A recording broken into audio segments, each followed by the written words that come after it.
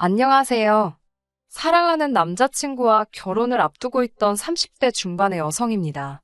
비록 남들보다 조금 늦은 나이지만 운명의 짝과 인생의 제이막을 시작할 거란 기대에 부풀어 있었지요. 그런데 결국 이렇게 사연을 쓰는 입장이 되었습니다. 속이 많이 상하네요. 남자친구와 저는 지인의 소개로 만났습니다. 남자친구는 저보다 4살이 많았고 주변에서는 나의 이야기를 들으면 누구 하나 빠지지 않고 궁합도 안 보는 4살 차이라며 저희를 천생연분이라 불렀어요. 하지만 그런 게 어디 있겠어요.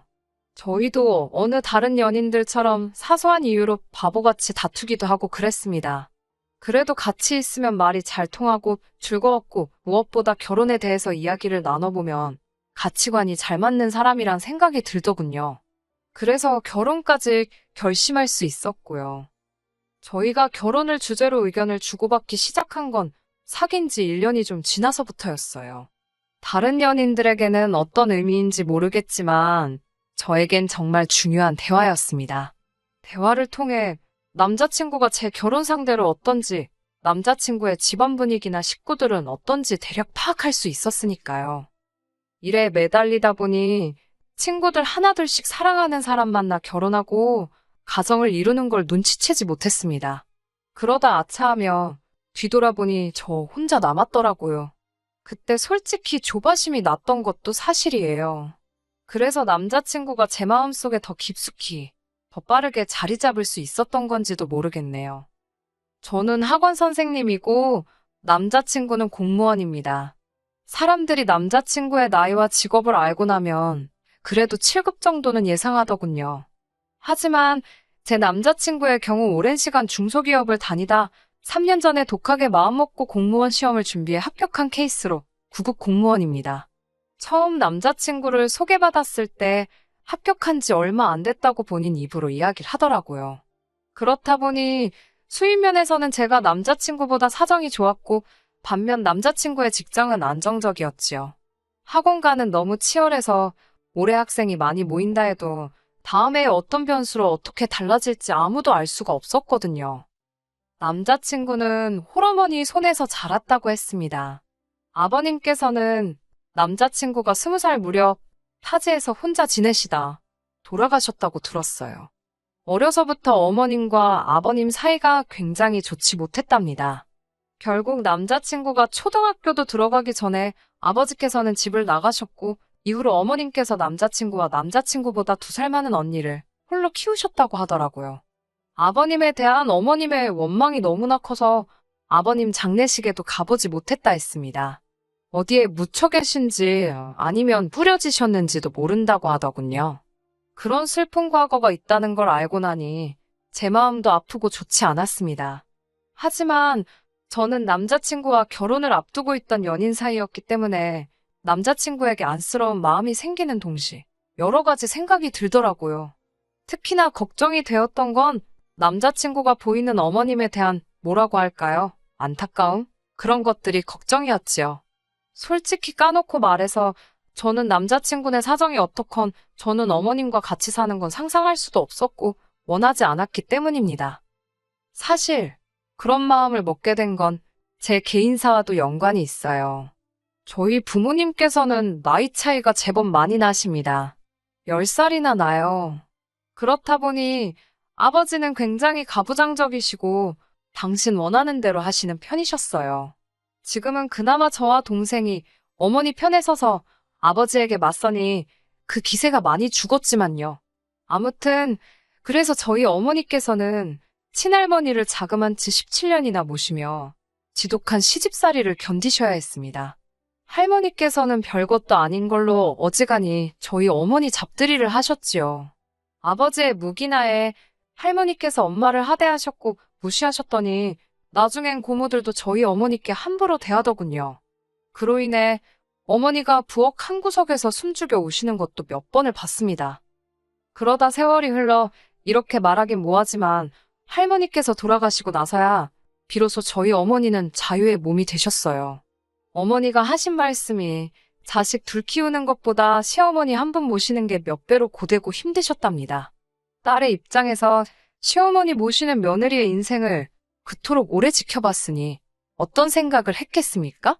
정말이지 제 목에 칼이 들어와도 시어머니하고는 안 살 거라고 아주 오래전부터 결심을 하게 만들더군요. 그래서 남자친구와 결혼 이야기가 나왔을 때 나름 독하게 마음을 먹고 물어봤습니다. 혹시 어머님을 모시고 살고 싶으냐고요. 만약에 남자친구가 그렇다고 하면 헤어질 생각이었어요. 제 성격이 실없는 소리는 안 합니다. 지키지 못할 약속도 하지 않고요. 하지만 우려했던 바와 달리 남자친구는 그럴 생각이 없다고 했습니다. 저만 있으면 된다면서 자기랑 저 단둘이서 행복하게 살자고 하더라고요. 솔직히 남자친구의 다른 어떤 조건보다도 남자친구의 말 한마디, 이 약속 때문에 결혼까지 약속하게 된 거라고 해도 과언이 아닙니다.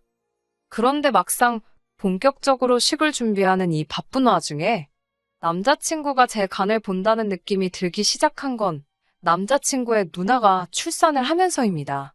제가 아무래도 며느리도 아니었고 그렇다 보니 남자친구 집안에 대해서 속속들이 알 수는 없었지만 아직 결혼도 안 했다는 언니가 출산을 한다는 사실이 너무나 충격적이었습니다. 게다가 언니가 병원을 가거나 무슨 일이 있으면 항상 제 남자친구나 어머님이 나서는 눈치였어요.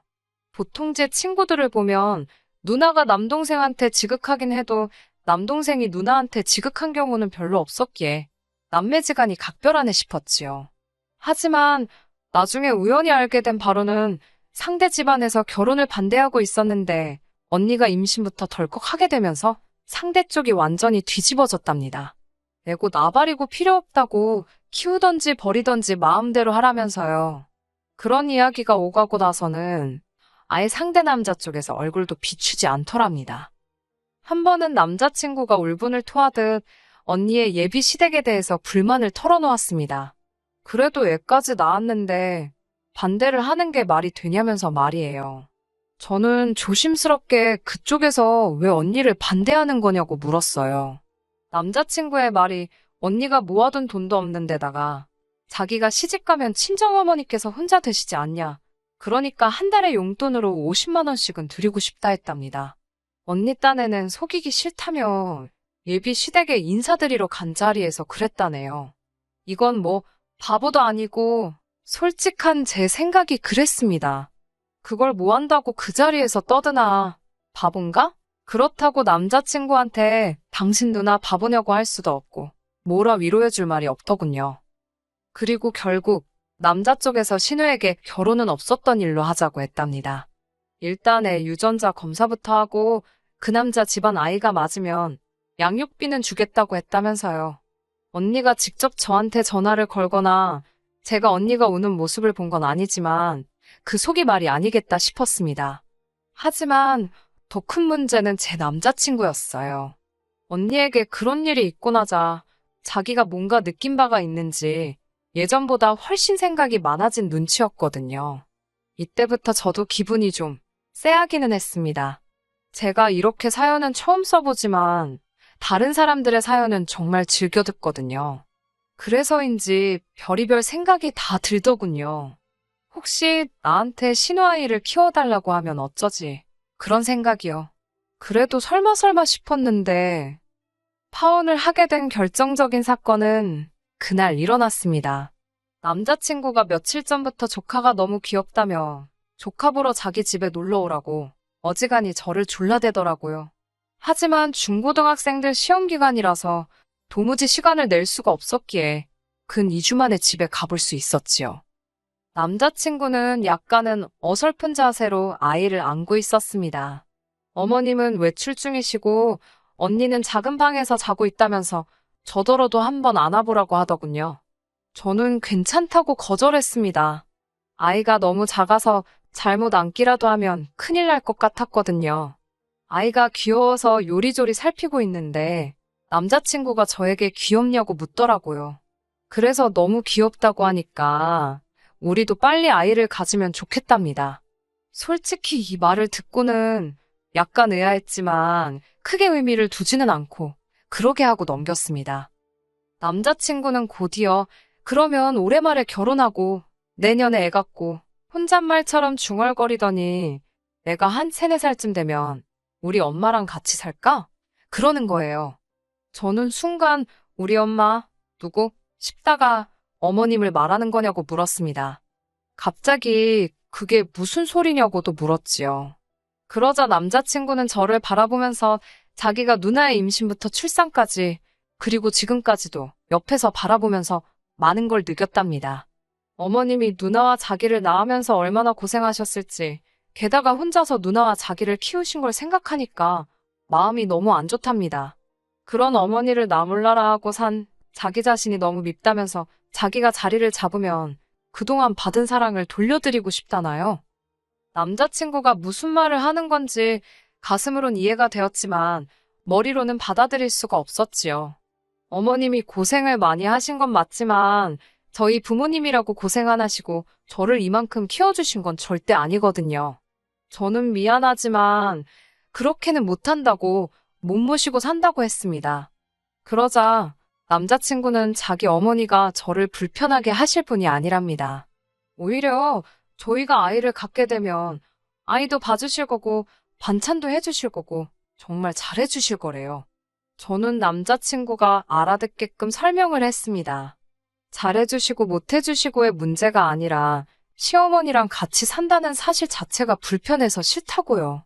남자친구는 살아보지도 않고 왜 그렇게 단정을 짓는 거냐면서 일단 살아보고 서로 너무 안 맞는다 싶으면 그때 따로 살면 되지 않냐입니다.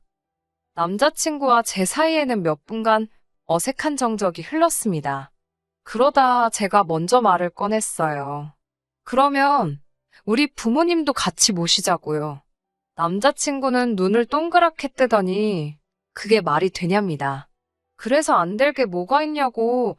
우리 부모님이 아파트 파시고 오빠랑 나랑 결혼할 때 쓰려고 모아둔 돈 보태고 어머님이 이 집 파시고 다 긁어 모아서 아파트 큰 거나 주택 사자고 거기서 다 같이 살면 되겠다고 아무렇지도 않다는 듯 말을 이어갔습니다. 남자친구는 황당한 표정으로 그러면 자기 누나는 어디 가서 사냐입니다. 그래서 글쎄 그건 모르겠다. 언니도 모아둔 돈이 있을까? 하긴 일단 집값이 얼만지 봐야겠다.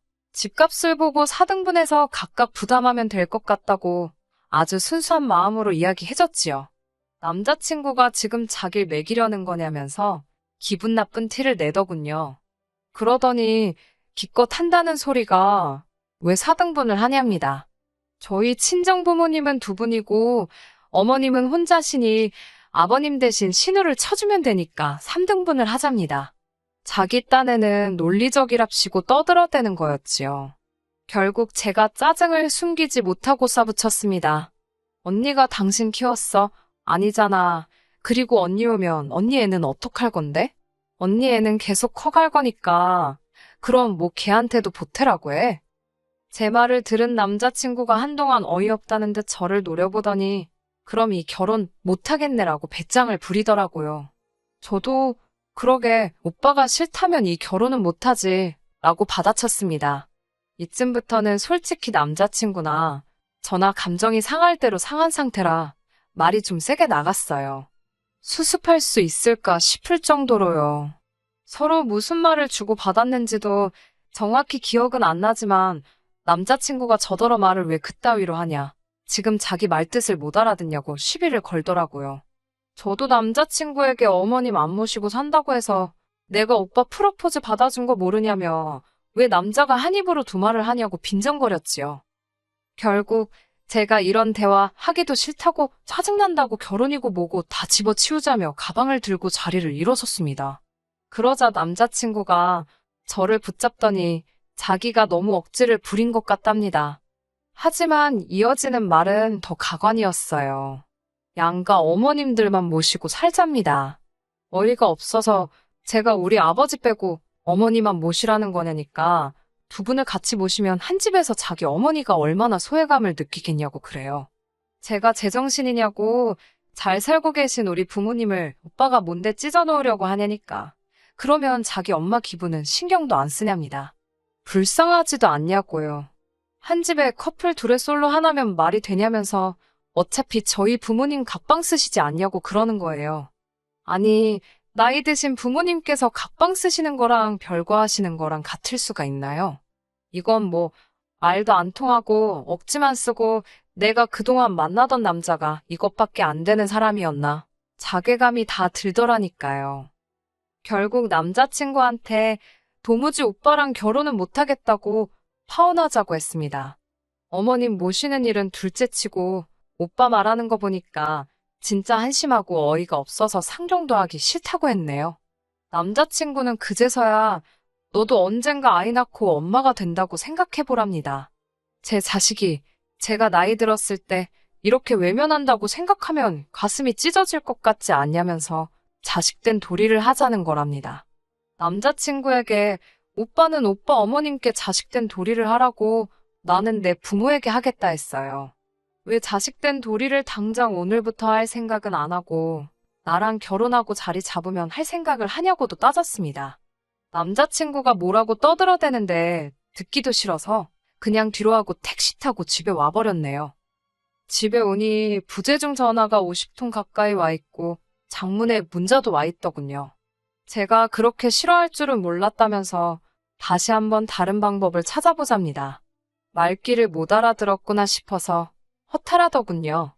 눈물이 하염없이 흘렀는데 슬퍼서가 아니라 화가 나서 흐른 거였어요. 이런 인간과 보낸 제 세월이 아까워서요. 솔직히 남자친구와는 폼을 보아하니 지금은 어머님을 모시고 살자 하지만 여차하면 자기 누나 불쌍하다고 누나랑 조카도 데리고 살자는 소리가 나오게 생겼더라고요. 그래서 조금도 타협할 수가 없었던 것도 있습니다. 어머님이나 언니 두 분 다 그래도 나쁜 분들은 아닌 것 같아서 결혼해도 그럭저럭 잘 지낼 수 있을 줄 알았는데 이건 후기라고 하긴 뭐하지만 이미 상견례까지 다 했던 사이라서 제가 파혼했다고 말을 했어도 쉽게 정리되진 않았습니다. 마지막으로 남자친구와 파혼하자고 다툰 날 이후로 한 일주일 가까이 양가 어머님들께서 통화도 하시고 특히 남자친구 어머님이 저에게 미안하다 하시더라고요. 그래도 곧 죽어도 절대로 같이 살 일은 없다. 뭐 그런 말씀은 없으셨고 그냥 사람 일이라는 게 살다 보면 이런저런 이유로 뜻하지 않게 흘러가기도 한다면서 너무 그렇게 고집부리면 안 된다 하시대요. 그래서 확실히 마음을 굳혔지요. 남자친구랑 절대로 결혼하지 않기로요. 앞으로 남자친구 소식을 들을 일은 없겠지만 그놈의 효자 노릇, 자식돌이 얼마나 잘하고 살지 궁금하긴 할 것 같네요. 끝까지 들어주셔서 감사합니다. 오늘의 사연은 여기까지입니다. 구독과 좋아요, 알람 설정 부탁드리고 더 좋은 사연으로 다시 찾아뵙겠습니다. 감사합니다.